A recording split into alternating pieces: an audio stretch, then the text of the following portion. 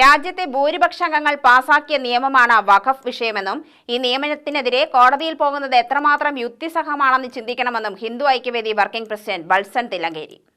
മുനമ്പത്തെ ജനങ്ങളെ കുടിയിറക്കാനുള്ള നീക്കം നടക്കുന്നുവെന്നും ഭരണഘടനയ്ക്ക് നേരെയുള്ള വെല്ലുവിളി എന്താണെന്ന് പ്രതിപക്ഷം വ്യക്തമാക്കണമെന്നും അദ്ദേഹം കൂട്ടിച്ചേർത്തു. ജബൽപൂരിൽ വൈദികർക്ക് നേരെ അക്രമം നടന്നിട്ടുണ്ട്.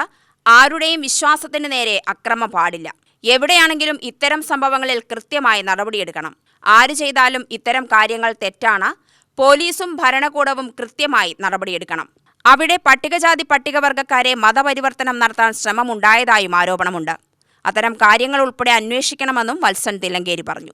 രാഷ്ട്രീയ പാർട്ടികളെല്ലാം ഈ മുനമ്പത്ത് കുടിയിറക്ക് ഭീഷണി നേരിടുന്ന ആളുകളുടെ ഭാഗത്താണ് എന്നാണ് പറയുന്നത്.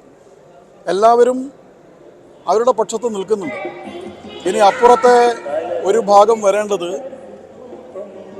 അവിടുത്തെ ഫാറൂഖ് കോളേജാണ്. ആ ഫാറൂഖ് കോളേജാണ് ഇതിലൊരു കക്ഷി. പക്ഷെ ഫാറൂഖ് കോളേജുകാർ പറയുന്നത് ഞങ്ങൾക്ക് അവരുമായി യാതൊരു പ്രശ്നവുമില്ല എന്നാണ്. അപ്പോൾ നമ്മുടെ ഗവൺമെൻറ് പ്രശ്നമില്ല, പ്രതിപക്ഷത്തിന് പ്രശ്നമില്ല, രാഷ്ട്രീയ പാർട്ടികൾക്ക് പ്രശ്നമില്ല.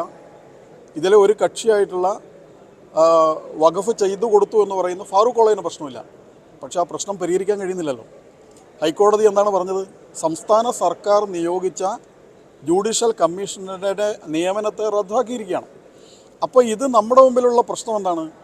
ഈ വഖഫ് നിയമം എന്ന് പറയുന്നത്, നിലവിലുള്ള വഖഫ് നിയമം എന്ന് പറയുന്നത്, അത് സാധാരണക്കാരായ കോടിക്കണക്കിന് ആളുകളുടെ ജീവിതവുമായി അവരുടെ കിടപ്പാടവുമായി ബന്ധപ്പെട്ട് വലിയ വെല്ലുവിളി ഉയർത്തുന്ന ഒരു പ്രശ്നമാണ് എന്ന് ബോധ്യപ്പെട്ടിരിക്കുകയാണ്. സാധാരണക്കാരായ നിരപരാധികളായ ആളുകളുടെ ഭൂമി അത് അന്യാധീനപ്പെട്ടു പോകാതെയുള്ള ഒരു ഉറപ്പും കൂടി ഈ നിയമം നൽകുന്നുണ്ട്. ഇതാണ് വഖഫ് നിയമത്തിൻ്റെ ഭേദഗതിയിലൂടെ ഈ രാജ്യത്തെ സർക്കാർ അല്ലെങ്കിൽ രാജ്യം ഇപ്പോൾ നൽകിയിരിക്കുന്ന ഉറപ്പ്. അതിനെതിരായിട്ട് കോടതിയിൽ പോവുക എന്ന് പറയുന്നത് സത്യത്തിൽ ഒരു വെല്ലുവിളിയാണ്. നിയമ സംവിധാനത്തോട് തന്നെയുള്ള വെല്ലുവിളിയാണ്. പക്ഷേ അത് പോകാനുള്ള സ്വാതന്ത്ര്യം അവർക്കുണ്ട്.